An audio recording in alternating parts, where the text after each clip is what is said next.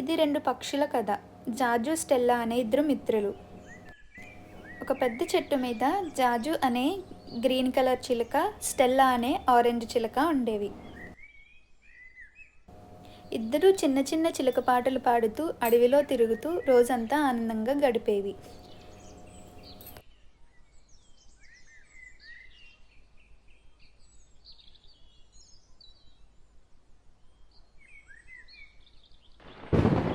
ఇంతలో జాజు అంటుంది, అయ్యో వర్షం వచ్చేలా ఉంది స్టెల్లా, నా గూడు తడుస్తుందేమో.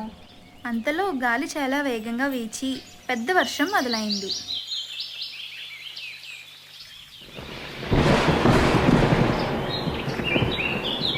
ఆ ఉరుముల శబ్దానికి జాజు చాలా భయపడింది. అప్పుడు వెంటనే ఎగిరి తన గూడు దగ్గరికి వెళ్ళి దాక్కుంది.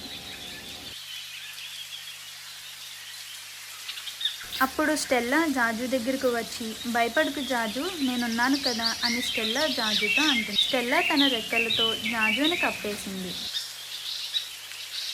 వాన పడుతూనే ఉంటుంది. స్టెల్లా ఇచ్చిన ధైర్యంతో జాజుకి భయం తగ్గింది. జాజు, స్టెల్లా వర్షం వచ్చిన సమయంలో ఆనందంగా నవ్వుతూ పాటలు పాడుకుంటూ గడిపేస్తాయి. కొంతసేపటికి వర్షం ఆగిపోతుంది. ఆకాశంలో పెద్ద ఇంద్రధనుస్సు వస్తుంది. ఇంద్రధనుస్సును చూసి ఇద్దరూ సంతోషంతో చెంగు చెంగుమని గంతులు వేస్తున్నాయి. జాజు స్టెల్లాతో అంటుంది, స్టెల్లా, నువ్వే నా నిజమైన మిత్రురాలివి.